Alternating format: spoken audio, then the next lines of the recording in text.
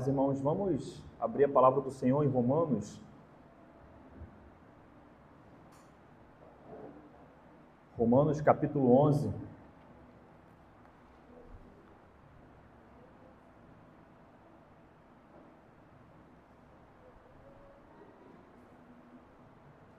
Nós vamos hoje nos ater ao verso 11 até o verso 24 de Romanos capítulo 11. Retrocedendo um pouco na perícope passada, nós vimos que o irmão Vitor pregou do verso 1 até o verso 10 em relação ao futuro de Israel. Nós vemos lá no capítulo 11, no verso 1, o apóstolo Paulo iniciando a perícope com uma pergunta: terá Deus, porventura, rejeitado o seu povo? Ele responde: de modo nenhum, porque eu também sou israelita, da descendência de Abraão, da tribo de Benjamim. E nós vimos que Israel, aqui como nação, nós vimos que existia um remanescente, como existia na época do profeta Elias, onde Elias se achava diferenciado, se achava realmente o único que tinha não se prostrado aos deuses, não se prostrado a Baal, mas o Senhor fala com Elias que não somente ele, mas Deus tinha separado um remanescente, porque haviam entre 7.000 pessoas que não tinham se dobrado a Baal. E nós vimos então a pregação em cima disso. E no verso 6 do capítulo 11, nós vimos que o apóstolo Paulo ressalta que a salvação é pela graça e não pelas obras, do contrário, a graça já não é graça.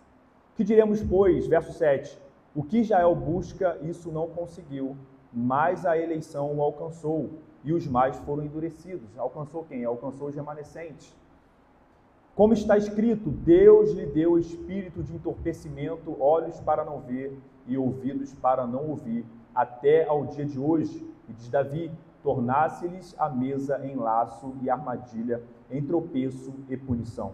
Escureceram-se-lhes os olhos para que não vejam e fiquem para sempre encurvadas as suas costas. Nós vemos que o irmão Vitor pregou essa perícope e ele trouxe aqui sobre uma advertência a nós, uma advertência à Igreja de Cristo, porque existe um período, uma tolerância de Deus em relação ao endurecimento, em relação à incredulidade. Nós vimos que o Senhor nosso Deus tolerou com muita longanimidade os judeus como nação, mas chegou um ponto que ele mesmo deu espírito de entorpecimento para que eles ouvissem e não entendessem nada em relação à palavra de Deus, em relação ao Deus vivo. E nós vamos seguir aqui do verso 11 em diante, que é justamente essa situação. Pergunto, pois, do verso 11 em diante, depois do que nós vimos até o verso 9, até o verso 10, verso 11, pergunto, pois, porventura tropeçaram para que caíssem?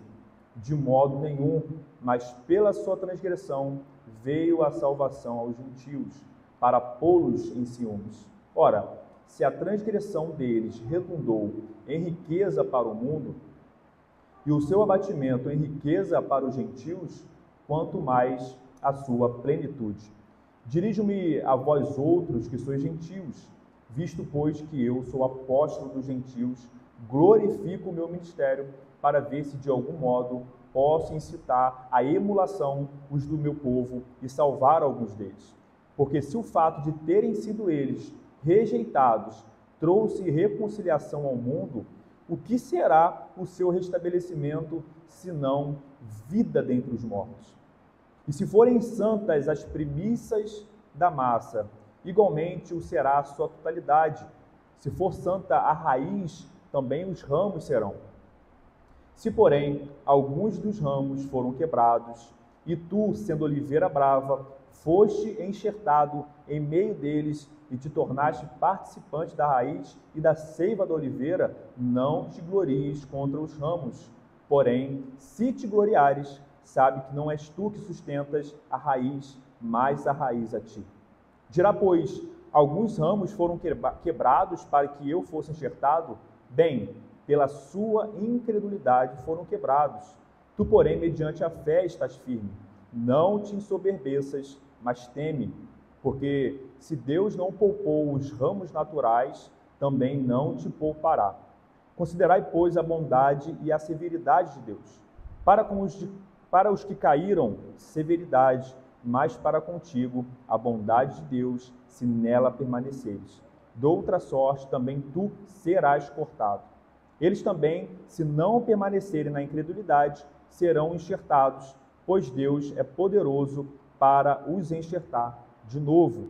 Pois, se foste cortado da que por natureza era oliveira brava, e contra a natureza enxertado em boa oliveira, quanto mais não serão enxertados na sua própria oliveira aqueles que não são ramos naturais. Até aqui, irmãos, pela graça do Senhor, que possamos compreender pelo Espírito Santo a palavra dele e que ele possa aplicar em nossos corações para que venhamos viver a sua palavra. No verso 11, nós retrocedemos um pouco na perícope anterior para que pudéssemos entender, porque o apóstolo Paulo, ele inicia, como ele tem feito em diversas exposições do livro de Romanos, com inquirições, com perguntas que buscam reforçar o seu argumento, a sua retórica, como meio de antecipar os questionamentos que poderiam advir por sua exposição. Então, toda vez que o apóstolo Paulo está lançando uma doutrina no livro de Romanos, nós temos visto que ele lança uma doutrina e ele já vem levantando perguntas que possivelmente os seus ouvintes levantariam. Então, como ele está cheio do Espírito Santo, escrevendo a palavra de Deus, a epístola, que constam ali doutrinas que serão levadas aos destinatários que são os crentes, ele já está prevendo algumas objeções, alguns argumentos contrários à palavra que podem ser levantados. E aqui nesse verso não é diferente. O apóstolo Paulo, no verso 11, ele vai falar: pergunto, pois, porventura tropeçaram para que caíssem? Ou seja, o tropeço dos judeus, que tropeço é esse? O tropeço que nós vimos nos versos anteriores. No verso 9, Davi disse: torne-se-lhes a mesa em laço e armadilha, e em tropeço e punição. E o apóstolo Paulo vai seguir aqui no verso 11. Porventura, o tropeço deles, o tropeço dos judeus, aqui como nação, foi somente para que eles caíssem? Essa foi a finalidade divina? Foi somente uma queda para a destruição de Israel? E o apóstolo Paulo já antecipa a resposta novamente, uma coisa que ele tem repetido diversas vezes, de modo nenhum. Ou seja, Deus nos livre de compreender que a queda dos judeus, ou o tropeço dos judeus, foi unicamente para que eles caíssem. E o apóstolo Paulo então ressalta: mas pela sua transgressão veio a salvação aos gentios. Quando nós olhamos, irmãos, para os judeus, principalmente aqui numa perícope próxima, que é capítulo 10, verso 21, quando Deus fala: todo dia estendi as mãos a um povo rebelde e um povo contradizente. Nós vemos no Antigo Testamento, o apóstolo Paulo tem demonstrado isso também no livro de Romanos, que o Senhor estendeu as suas mãos diversamente ao povo de Israel. Que o Senhor constantemente chamava um povo duro, um povo rebelde ao arrependimento. Nós vemos isso lá em Êxodo, quando esse povo enxerga as maravilhas, os prodígios, os milagres de Deus, feito por meio de Moisés, para provar que o Senhor é Senhor, que Ele é Jeová, que Ele é Yahvé, com mão poderosa estava libertando o seu povo da escravidão de Faraó, da terra do Egito, e nós vimos que esse povo na peregrinação murmurou constantemente contra Deus. Diversamente eles olhavam para trás, assim como a mulher de Ló olhou quando estava saindo de Sodoma e Gomorra, e eles desejaram voltar para os manjares do Egito. E esse desejo pecaminoso de Israel era uma ofensa diretamente a Deus. Eles ignoravam, eles buscavam realmente ofender ao Senhor, desprezando os atos de libertação de Deus para com eles. Um povo que experimentou 400 anos de escravidão, não regozijou ao serem libertos, mas estavam diretamente murmurando, tanto que daquela geração somente 2 entraram em Canaã. Nem mesmo Moisés entrou na terra prometida. O Senhor o tempo todo estendeu as mãos a um povo rebelde e contradizente, O Senhor, quando nós temos a relação com os judeus, o Senhor não fez com que homens íntegros, homens mansos, homens submissos à palavra, homens submissos à ordem de Deus, tropeçassem.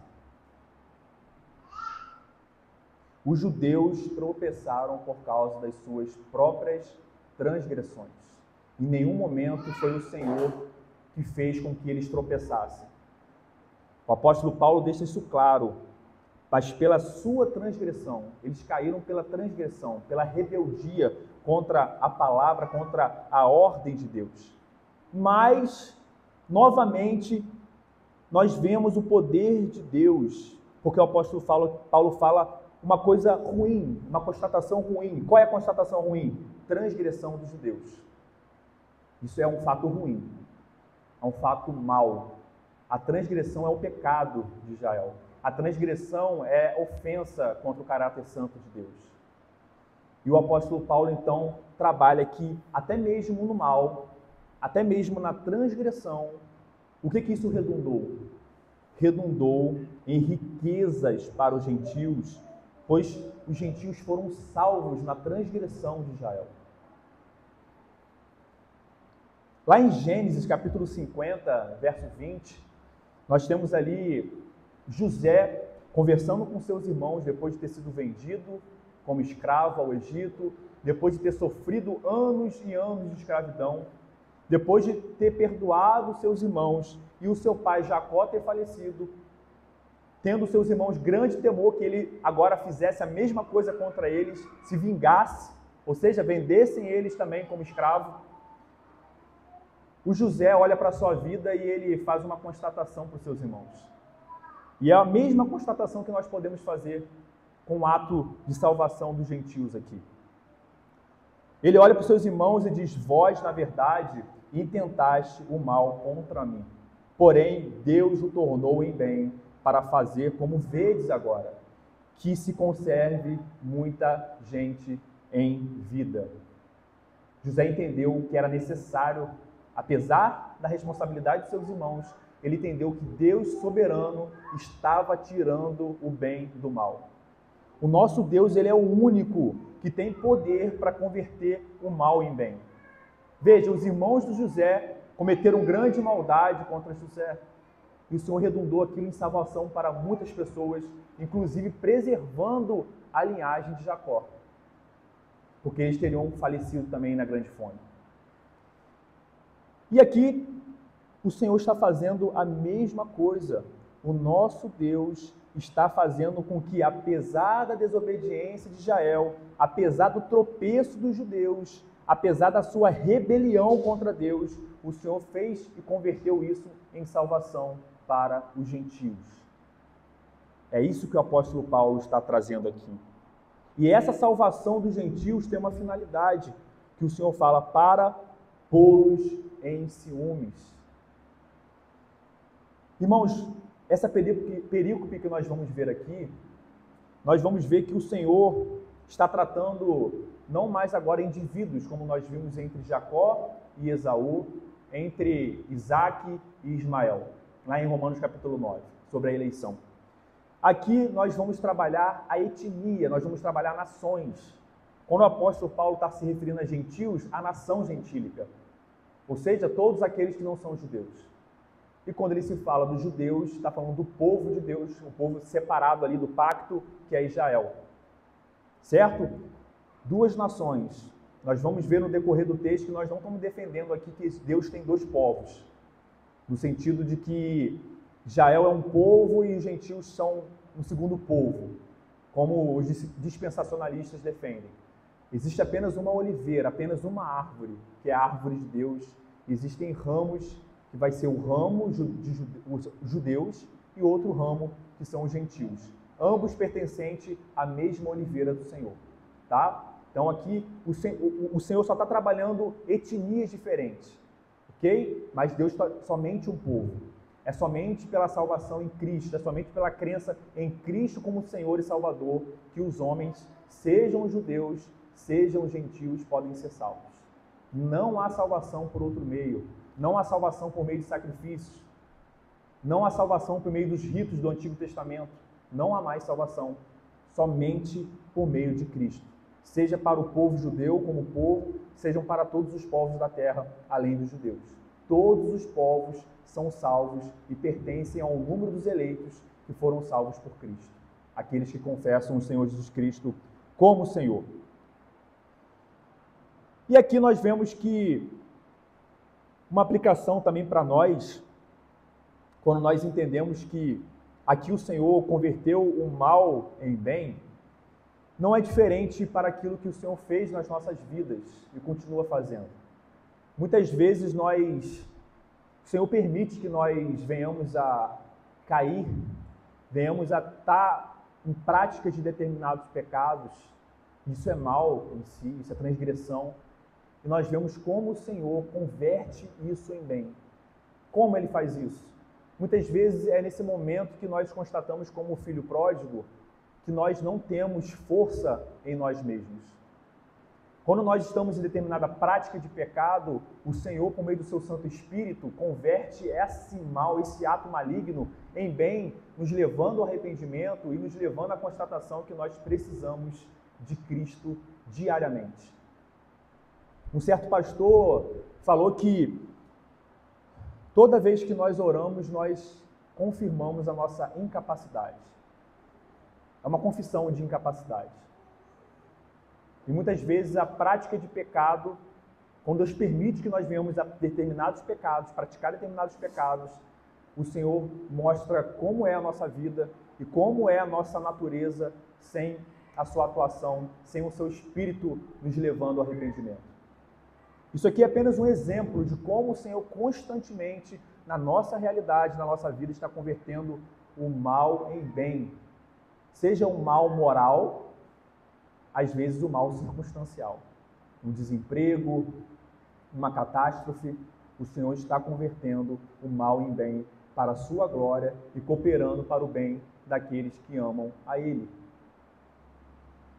E caminhando, nós vemos que esse tropeço dos judeus, ele redundou em salvação de muitos, e o apóstolo Paulo vai falar, imagine a plenitude dos judeus. E agora ele vai se dirigir, a partir do verso 13, aos gentios, especialmente. Agora ele vai falar para os gentios. E ele continua, se dirigindo especialmente aos gentios, ele ressalta no verso 13 o seu ministério como apóstolo dos gentios. Nós vimos lá em Atos, quando o apóstolo Paulo ele foi chamado para ser apóstolo, nós vimos que ele pregava com a mesma intensidade, tanto para os judeus primeiro, porque a salvação vem para os judeus primeiro, e também para os gentios. E nós vemos já no caminho final de Atos, que apesar dele continuar pregando, é lógico, por causa da rebeldia e da resistência, ele constata que Israel como nação, como povo, etnicamente falando, realmente estava em rebelião contra Deus. E cumprindo-se aí as profecias. Tanto que o apóstolo Paulo, ele sacode a poeira dos seus pés e fala o que para os judeus? Sobre a vossa cabeça, o vosso sangue. Ou seja, ele constatou que o que caberia a ele pregar e chamar ao arrependimento os judeus, ele estava fazendo. Mas o povo era um povo de dura cerviz. Era um povo que não estava se arrependendo dos seus pecados, apesar de tudo que eles viram Cristo fazer e também estava vendo os apóstolos de Cristo fazer. O grande poder que estava atuando na igreja de Cristo, eles estavam perseguindo o Senhor Jesus Cristo por meio da perseguição aos eleitos.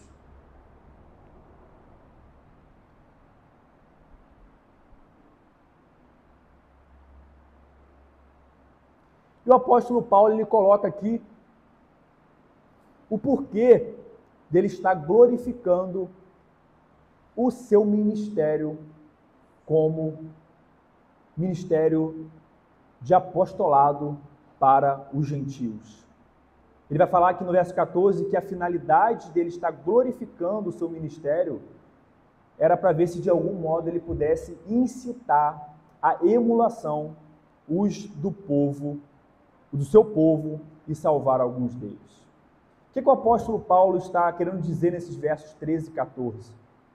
Ele está dizendo que, primeiro, ele constata que ele é o apóstolo dos gentios, a ênfase do apostolado dele é para os gentios, essa é a primeira constatação. ele fala que a finalidade de ele estar glorificando o seu ministério, ou seja, dando ênfase que o seu ministério é o apostolado para os gentios, é com a finalidade de incitar a emulação. O que é isso, a emulação? A emulação, irmãos, é ciúmes. O apóstolo Paulo está falando aqui para os seus destinatários que ele glorifica, ele mostra a magnitude e a grandeza do ministério dele como apóstolo dos gentios para incitar ciúmes nos judeus. Para ver como se pelo ciúme eles pudessem realmente se arrepender. Calvino, comentando esse texto, ele vai dizer que é como uma mulher que abandona o seu marido sem reais motivos, né, os motivos lícitos, e ela é provocada ao ciúme por seu marido, quando ele conversa com outras mulheres, e ela é incitada a meditar e a pensar em restabelecer aquela união. A mesma ideia é aqui. A ideia de magnificar o ministério do apóstolo Paulo como um apostolado aos gentios é provocar ciúmes, como nós vimos no verso 11. A salvação dos gentios tem como finalidade também provocar ciúmes aos judeus. E o apóstolo Paulo ressalta isso agora praticando, porque o seu ministério também tinha a finalidade de provocar ciúmes, para que por meio desse ciúme muitos dos judeus viessem a ser salvos, ou alguns deles viessem a ser salvos, viessem a constatar que se um povo que não chamava o Deus verdadeiro de Deus, e o Deus que não chamava esse povo de meu povo, estava obtendo salvação, estava agora sendo contado como o número do povo de Deus, então isso iria chamar os judeus a irem ao encontro do Senhor, buscando o arrependimento, buscando a salvação, porque se eu, judeu, se eu estou sendo dispersado e os gentios pagãos estão sendo agora enxertados, que eu possa então ser contado de novo como o número do povo de Deus. Essa é a ideia aqui quando o apóstolo Paulo fala de ressaltar o seu ministério ao apostolado aos gentios, provocando ciúmes aí aos judeus.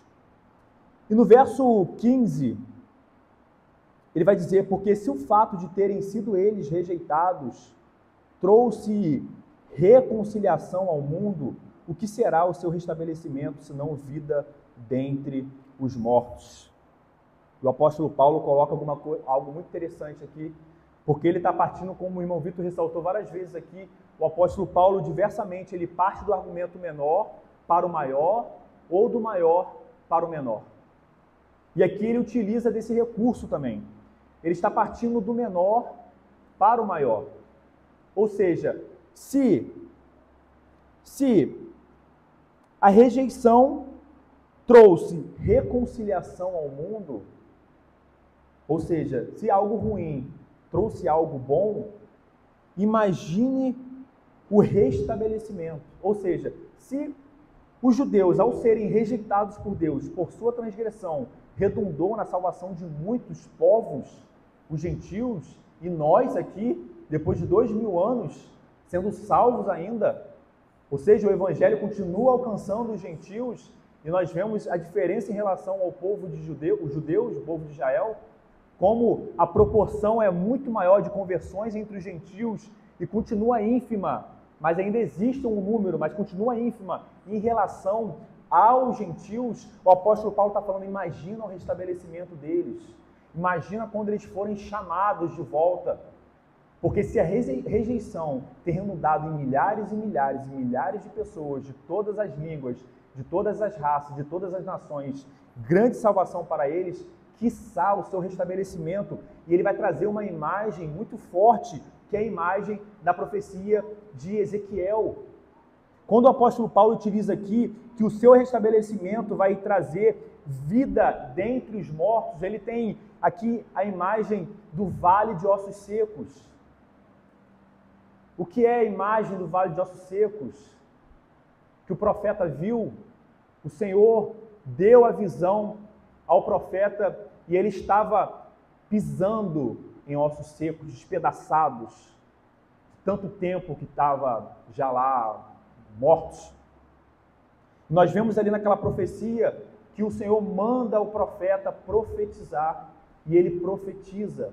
Na medida que ele vai profetizando no poder de Deus, os ossos começam a se mexer, os ossos começam a juntar uns nos outros, e os nervos começam a surgir, e então ele continua profetizando no nome do Senhor, por meio do Espírito, e nós começamos a ver na descrição ali, que começa a surgir vida dentro do vale de ossos secos. Onde havia morte, sepulcro, o Senhor traz vida. E essa imagem poderosa que o apóstolo Paulo está tendo por trás, porque assim como o profeta viu o vale de ossos secos, essa é a ideia do restabelecimento. Assim também será com o povo de Israel, como nação, como etnia. Eles serão trazidos à vida. Haverá aqui ressurreição dentre os mortos. Essa é a imagem, uma linguagem espiritual da ressurreição entre os mortos. O apóstolo Paulo está comparando. Se o pior trouxe grande coisa boa, imagina a plenitude. Imagina o melhor. E ele vai prosseguir a partir do verso 16, que, trazendo metáforas, ele vai trazer a metáfora da massa e a metáfora da árvore.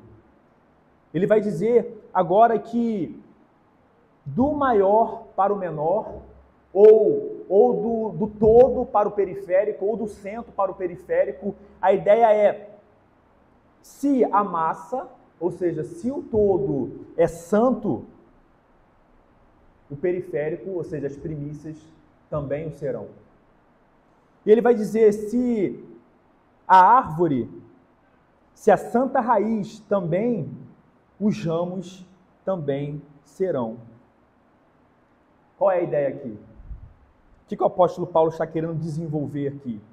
Ele está preparando seus ouvintes a uma verdade que ele vai estabelecer à frente. Então nós temos que ter em mente que tanto a massa como as raízes é Deus que santifica. E o apóstolo Paulo agora ele vai prosseguir em diante, focando não mais na massa, mas focando somente numa árvore.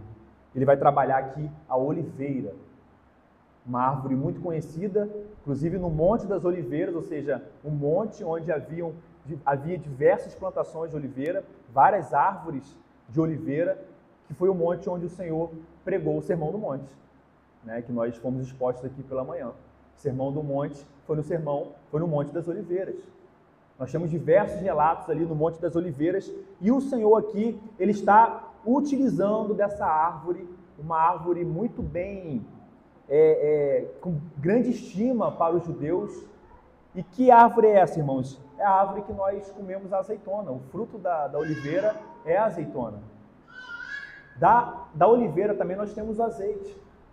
Então, a oliveira é uma árvore que estava presente na cultura judaica como uma árvore de grande proveito, porque da azeitona e do azeite, do óleo, eles mercantilizavam, eles ganhavam dinheiro, eles usufruíam do fruto. Era uma árvore muito forte a oliveira. E o Senhor aqui está utilizando essa árvore como exemplo para a verdade que ele vai estabelecer para nós.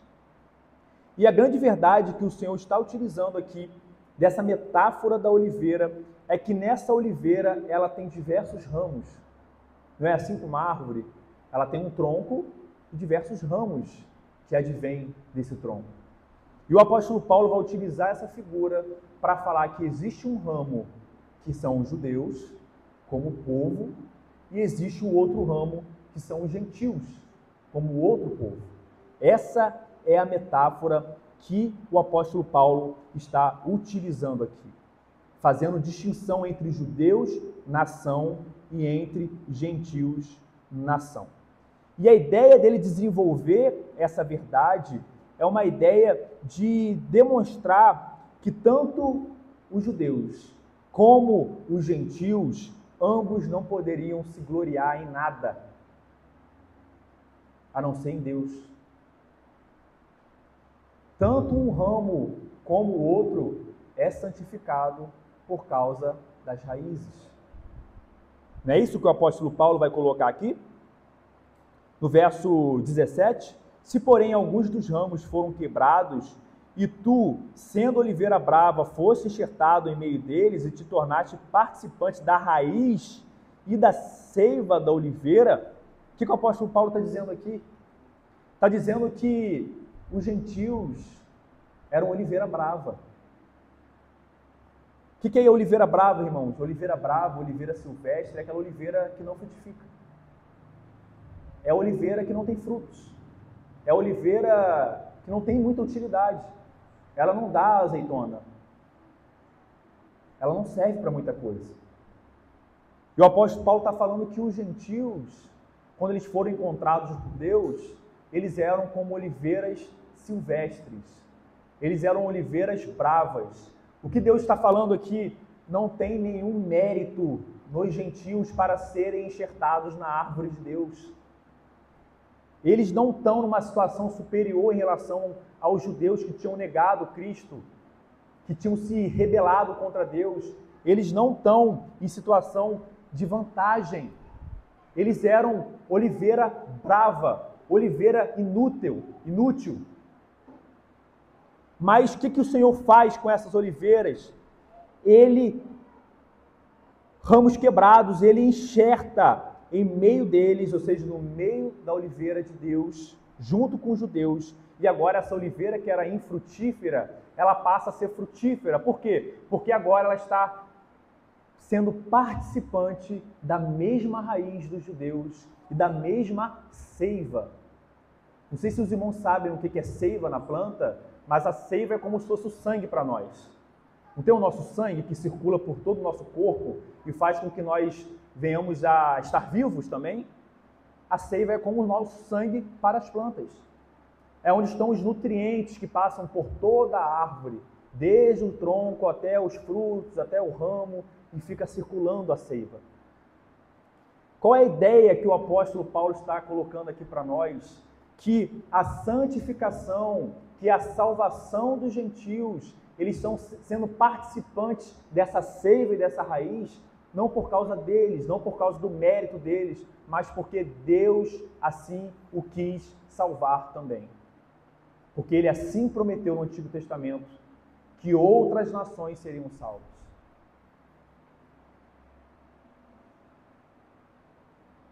Não há espaço para os judeus e para os gentios se gloriarem diante de Deus.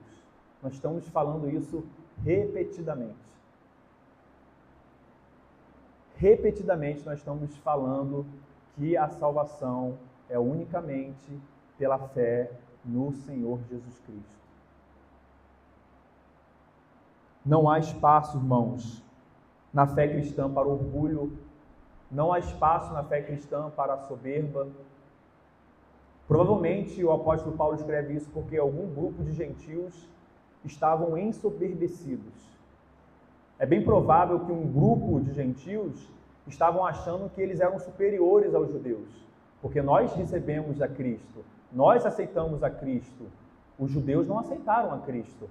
Nós somos privilegiados. Eles são um povo rebelde, foram cortados da árvore. E o apóstolo Paulo está novamente aquilo que ele falou para esses destinatários e tem falado para nós, que a salvação é fruto da eleição incondicional de Deus, não baseado em méritos, em obras, mas unicamente na graça. Ele restabelece, ele reafirma essa verdade, que a salvação dos gentios está em Deus.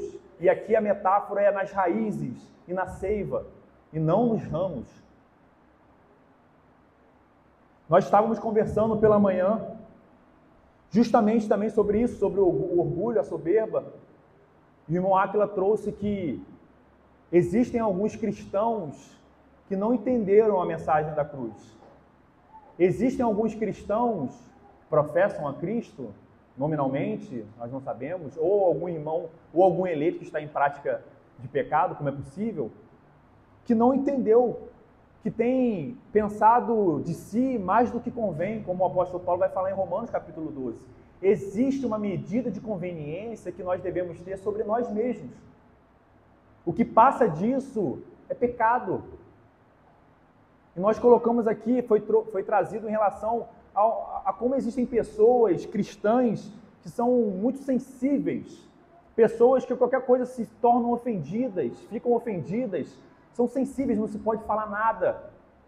É bem provável que isso é uma expressão daquilo que está oculto no coração. É bem provável que o orgulho e a soberba já tomou o coração dessa pessoa de tal ponto que ela não aceita qualquer tipo de crítica. Ela não sabe lidar com crítica. Porque ela se colocou num ponto onde ela pensou muito além do que é conveniente pensar de si mesma. Ela se colocou num ponto tão alto onde se a pessoa falar alguma coisa em relação a ela, chamá-la a algum arrependimento de prática de pecado, ou trazer alguma verdade da palavra de Deus para esse fim também, ela não aceita. O coração está tomado pelo orgulho e pela soberba. Irmãos, a gente deixa, às vezes, passar muitas coisas. Às vezes, não é tão explícito assim a soberba e o orgulho. Às vezes é muito, e nós passamos pano para isso. Mas muitas vezes também não é. Está implícito. Eu falei aqui sobre a oração. A falta de oração, irmãos, a falta de oração demonstra muitas vezes que nós temos andado com orgulho. Questione você mesmo, quanto você tem orado? Cada um, quanto você tem orado? Foi dito aqui que a oração é uma confissão da incapacidade. Toda vez que nós nos ajoelhamos ou fechamos os nossos olhos, nós estamos confessando diante de Deus que nós somos incapazes de permanecermos em pé. Nós somos incapazes de ter a provisão material e a provisão espiritual. Quando nós fechamos os nossos olhos e pedimos e agradecemos a Deus pelo alimento que está sobre a nossa mesa, nós reconhecemos que sem Deus nós somos incapazes de prover materialmente a nós e a nossa família.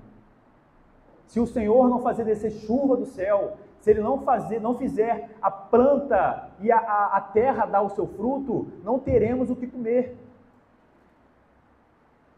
Se nós não recorremos à oração, à comunhão dos santos, à leitura bíblica, ao devocional, nós não estaremos firmes espiritualmente. Nós estávamos conversando ontem sobre como existem em cada âmbito profissional dificuldades, obstáculos, dilemas. E como o Senhor nos ajuda a vencer esse dilema, se não sendo expostos à palavra dEle, se não estando em oração e confessando que nós somos incapazes. Isso é uma confissão totalmente contrária ao orgulho e à soberba. Às vezes nós não expressamos isso, mas está lá no nosso coração. E a oração é um termômetro para isso. Quanto menos oramos, mais orgulhoso está o nosso coração.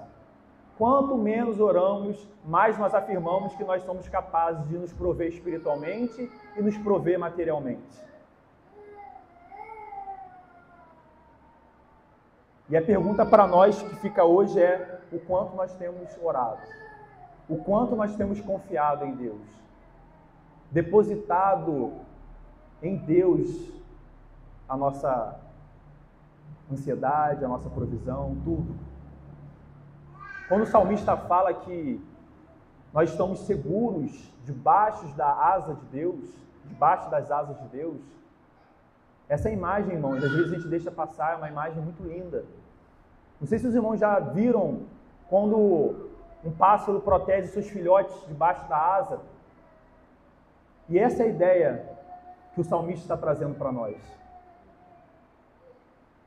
Quando nós não somos soberbos, quando nós não somos orgulhosos, quando nós oramos, nós confiamos que estamos debaixo das asas do Deus vivo.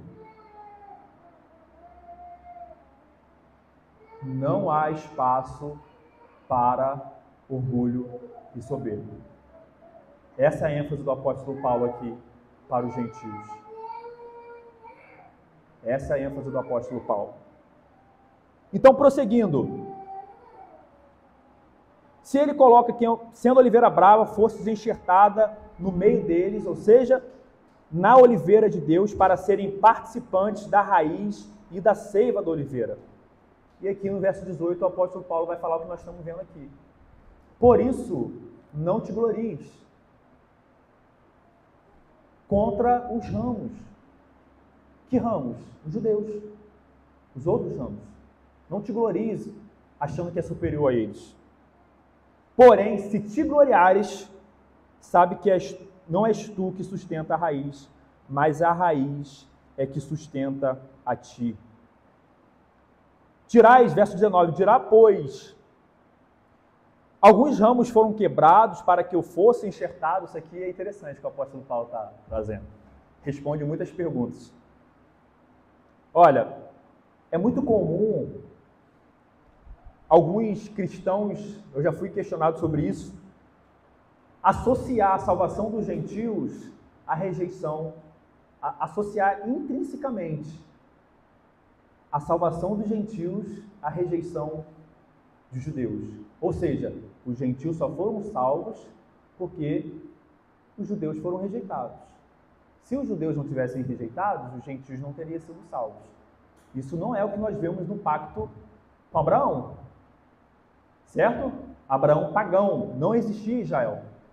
Quando Deus faz um pacto com Abraão ainda pagão, sua família fazia ídolos, falsos deuses, o Senhor prometeu que em Abraão formaria um povo e em Abraão seriam benditas todas as famílias da terra.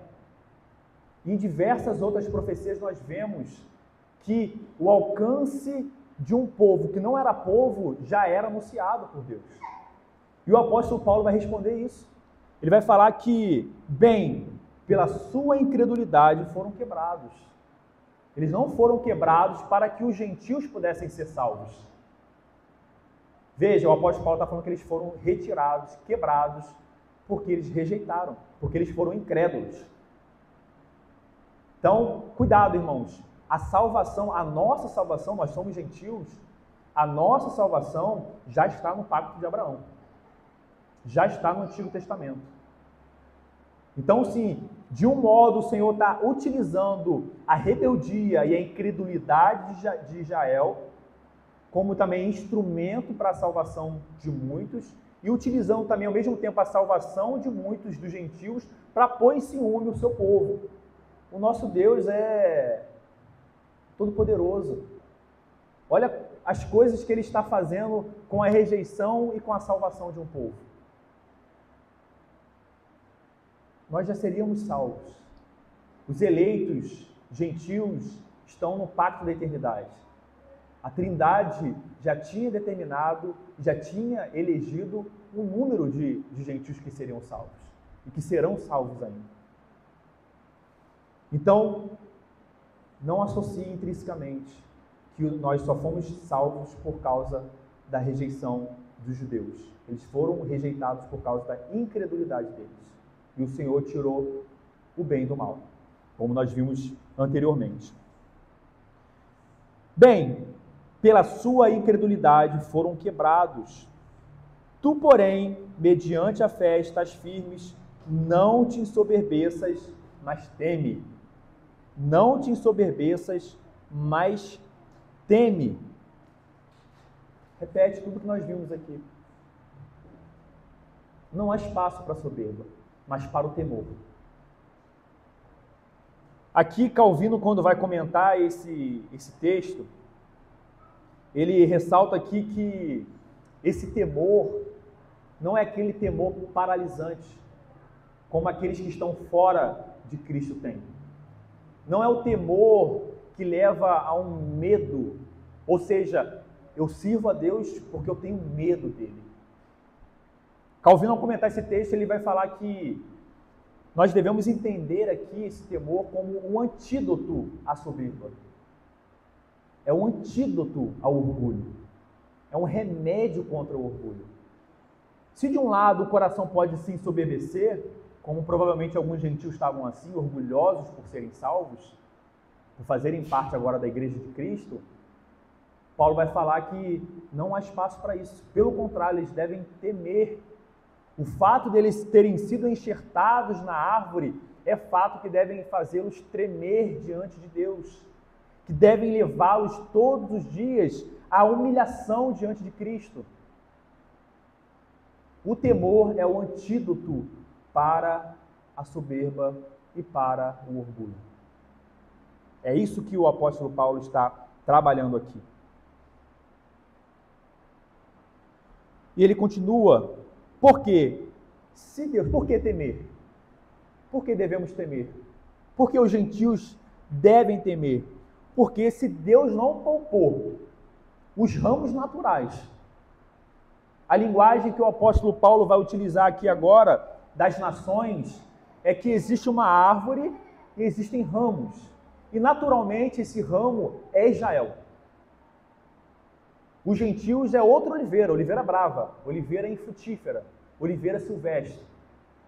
E o Senhor, nosso Deus, como um agricultor, muito mais que um agricultor poderoso, ele está falando o quê? Que ele arrancou ramos da oliveira brava e fez um enxertou em um ramo, em uma oliveira dele, santa.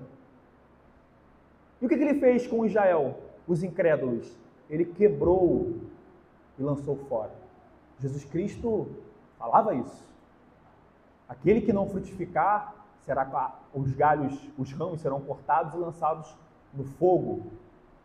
E é isso que Deus está fazendo com Israel, aqui como nação.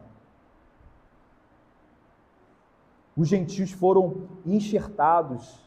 Veja, se Deus não poupou os naturais, cortou e lançou fora, Ele fará o mesmo também com aqueles que foram enxertados e não são os naturais. É essa a imagem que o apóstolo Paulo está trazendo aqui para a nação gentílica. A bondade e a severidade de Deus. E aqui, irmãos, numa linguagem, numa interpretação direta, de repente a gente pode entrar em contradição com a doutrina da certeza da salvação. Ou com a doutrina, como é conhecida, uma vez salvo, sempre salvo. Ora, se Paulo está falando que um galho que foi enxertado pode ser cortado e lançado fora, ou seja, não ser salvo, como é que há a certeza da salvação? Mas nós colocamos pilares no início do sermão.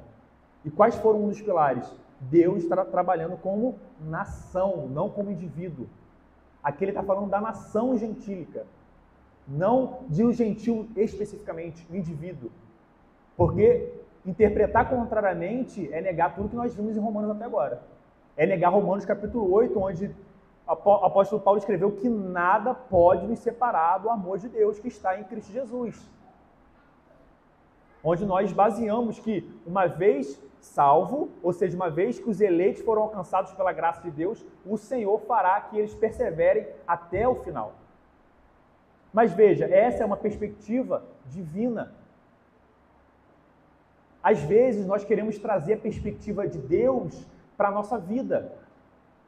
O que eu quero dizer com perspectiva? Somente Deus conhece os eleitos. Essa é uma perspectiva divina. Nós não sabemos entre nós quem realmente, de fato, faz parte do número dos eleitos.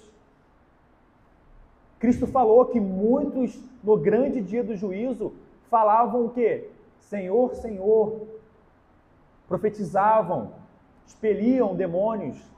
Ou seja, eram pessoas que não somente eram cristãos, mas até tinham posição de liderança, que estavam pregando, profetizando, que é a exposição da palavra de Deus.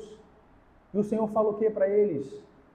Apartai-vos de mim, vós que praticas a iniquidade, eu não vos conheço. É por isso que o apóstolo Paulo está falando que nós, os gentios, nós também aqui, como povo de Deus, nós devemos temer, irmãos. E agora aqui na perspectiva humana. Em Deuteronômio 29, verso 29, diz que aquilo que Deus revelou a nós devemos nos apropriar. Mas aquilo que Ele não revelou, a Ele pertence. E o número dos eleitos pertence somente a Deus. E a nós, que não conhecemos, como nós devemos viver com grande temor, com grande tremor. Porque o Senhor não poupou os judeus, ramos naturais. Ele também não poupará os gentios que foram enxertados. Veja o argumento do apóstolo Paulo, do maior para o menor. Os judeus, os gentios, os naturais, os que foram enxertados. E aqui para nós fica uma pergunta: como nós estamos vivendo para o Senhor?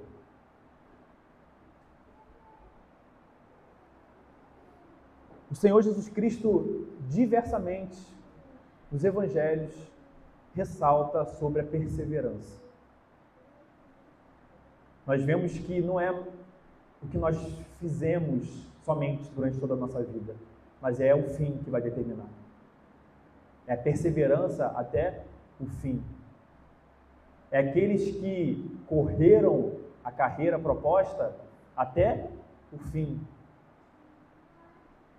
Nós vimos o exemplo daqueles que andaram com Cristo e não perseveraram até o fim. Nós temos o exemplo do ladrão da cruz, que não andou com Cristo, que não viveu uma vida de obediência a Deus, mas foi salvo. Porque no fim ele creu, ele se submeteu. O tempo, em diversos momentos, em diversos textos, nós somos admoestados sobre como nós vivemos a nossa vida diante de Deus. Uma vida coram del, uma expressão latina que é uma vida diante de Deus. Como nós estamos vivendo? Como nós estamos trabalhando nos nossos ofícios? Será que, como nós conversamos, nós temos separado? Será que no nosso trabalho Cristo não é Senhor? Será que na universidade ou no nosso trabalho Cristo também não é Senhor? E nós não vivemos como cristãos lá? Nós não glorificamos a Deus como devemos? Como nós estamos vivendo essa vida diante da face de Deus? Às vezes nós perdemos essa realidade de vista. O nosso Deus agora está sentado no seu sublime trono e tem olhado todos os atos dos homens. Nada fica oculto. E agora ele sonda cada coração. Aquilo que quem está expondo não vê, não sabe, e é por isso que nós confiamos que é o Espírito o que sonda no mais profundo do nosso ser. É aquele que realmente aplica a palavra e faz a palavra ser eficaz, produzir frutos, e é o Espírito de Deus que a tudo e que a todos sonda. E esse Espírito, irmãos, está em todo lugar. Ele é onipresente, ele é onisciente. O que nós temos pensado? Nós vimos lá em Filipenses, na pregação do irmão Vitor, que o nosso Deus, Cristo, também é Senhor dos nossos pensamentos. E às vezes nós temos uma aparência de piedade, mas os nossos pensamentos são profanos. Os nossos pensamentos norteados de imoralidade sexual, norteados de maledicência, norteados de maldade. Nós não falamos, mas nós vemos maldade onde não há maldade. Nós falamos mal das pessoas em ambientes, de repente, mais privados. Os puritanos, eles tinham esse senso de uma vida diante de Deus muito forte.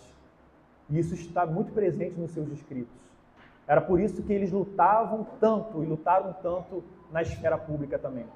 Porque eles entendiam que lá fora, os crentes também estão diante de Deus. Não é só sentado aqui no banco. Quando eu estou no escritório trabalhando, Deus está vendo aquilo que eu estou fazendo. Deus está vendo se eu estou fazendo algum contrato fraudulento, ou explorando os mais pobres. Deus está vendo tudo o que cada um faz na sua profissão, porque são diversas as oportunidades que nós temos de blasfemar o nome do Senhor com os nossos atos, E nós somos provados, irmãos, todos os dias, nas pequenas e nas grandes coisas, nos nossos trabalhos, na nossa família, se nós estamos sendo firmes e confiando em Deus e na sua palavra, ou se nós estamos cedendo às tentações de Satanás, às tentações do nosso corpo.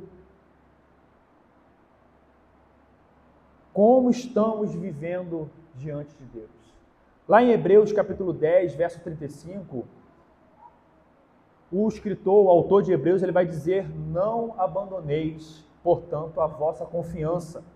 Ela tem grande galardão. Com efeito, tendes necessidade de perseverança, para que, havendo feito a vontade de Deus, alcanceis a promessa. A promessa posta a nós, por causa da obra de Cristo, é a salvação, que já é um ato consumado, mas também, ao mesmo tempo, existe um processo de santificação e um processo da glorificação do nosso corpo e da ressurreição do nosso corpo, onde a promessa realmente e fatalmente estará cumprida. É essa promessa que o autor está dizendo aqui.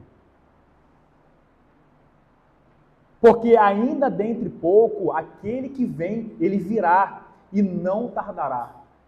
Cristo virá e não tardará. Todavia, o meu justo viverá pela fé. Se retroceder, nele não se compraz a minha alma. Mas aqui o apóstolo Paulo, ao mesmo tempo que ele coloca um ponto daqueles que durante a nossa semana não para a oração, nós dizemos sim para a série, para a rede social. Quando nós dizemos não para a guarda do santo dia do Senhor, nós dizemos sim aos nossos ídolos. Nós dizemos sim àquilo que nós não podemos ficar nem mesmo um dia sem.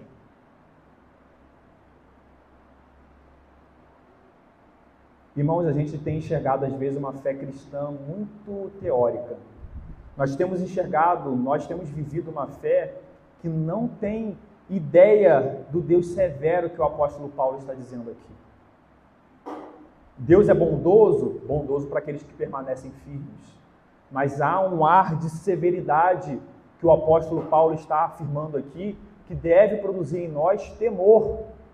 E esse temor, novamente, é um temor que leva para Cristo, não um temor que nos paralisa, mas um temor que nos leva para as asas de Deus, para debaixo das asas de Deus, para o refúgio, para a fortaleza. É somente aqueles que perseverarem até o fim que entrarão no gozo de Deus, que serão reconhecidos por Cristo naquele grande dia. E nós estamos sendo provados todos os dias. E nós sabemos, cada um de nós, se o Espírito realmente ainda atua, se nós não, pela graça de Deus, ainda não estamos recebendo espírito de entorpecimento, como alguns recebem, e ouvem, e a palavra não tem efeito nenhum. Se pela graça de Deus nós não somos contados entre esses que receberam o espírito de entorpecimento, nós sabemos os nãos que nós temos dado a Deus durante a semana. E são muitos. São muitos não. Terça-feira nós teremos oração, uma chance de dizer sim. Ordinariamente. Claro que nem todos podem. E o apóstolo Paulo, ele prossegue no verso 22, considerai, pois, a bondade e a severidade de Deus. Para os que caíram, severidade, foram cortados. Deus é um Deus severo. Mas para contigo, os gentios, a bondade de Deus, se nela permaneceres. Doutra sorte, também serás cortado e lançado fora. Ou seja, eles não estão em nenhum privilégio em relação aos judeus. Os judeus foram cortados, se eles também não permanecerem, assim serão. E no verso 23, nós não vamos nos aprofundar porque tem conexão direta com a próxima pregação. O apóstolo Paulo fala que se os gentios, que não eram ramos naturais, foram enxertados e os naturais foram cortados, eles também, ou seja, os que foram cortados, se não permanecerem na incredulidade, serão novamente enxertados. Porque Deus é poderoso para enxertar os judeus de novo na oliveira. Pois, se fosse cortado, ou seja, vós, gentios, foste cortado da que por natureza era a oliveira brava, e contra a natureza enxertado, ou seja, não é natural ser enxertado numa oliveira santa, isso foi algo não natural, algo sobrenatural. E o apóstolo Paulo está dizendo o quê? Se vós, que eram oliveira brava, foram enxertados e isso não foi difícil para Deus, ele está dizendo que Deus também é poderoso para enxertar os ramos naturais. E é o que nós veremos na próxima pregação. Porque há uma denotação aqui, não conotação, uma denotação escatológica para o fim dos tempos, da relação de Deus com Israel etnicamente falando. Lembramos, irmãos, das epístolas que nós vemos, Gálatas, por exemplo. Os judeus que se converteram fizeram parte da mesma igreja de Cristo. Tá? Então, qualquer ideia de que Deus salva os gentios de uma forma e Israel de outra é antibíblico. Mas existem nações. Existem alemães, existem brasileiros, existem indígenas, existem judeus. Etnias diferentes. E há uma relação de Deus com esse povo que nós veremos no próximo domingo, porque é o povo que Deus separou e que Deus vai trabalhar de forma especial com eles em relação ao chamado ao arrependimento. Tá? Não salvação fora de Cristo, chamado ao arrependimento. Existem judeus sendo salvos hoje? Sim, aqueles que confessam Cristo como Senhor. Se os irmãos pesquisarem vídeos aí, existem diversos judeus cristãos que estão em Jerusalém pregando Cristo.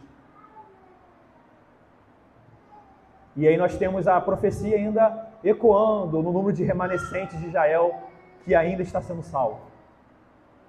Existe um número remanescente ainda sendo salvo de Israel. Mas o povo rejeita Cristo.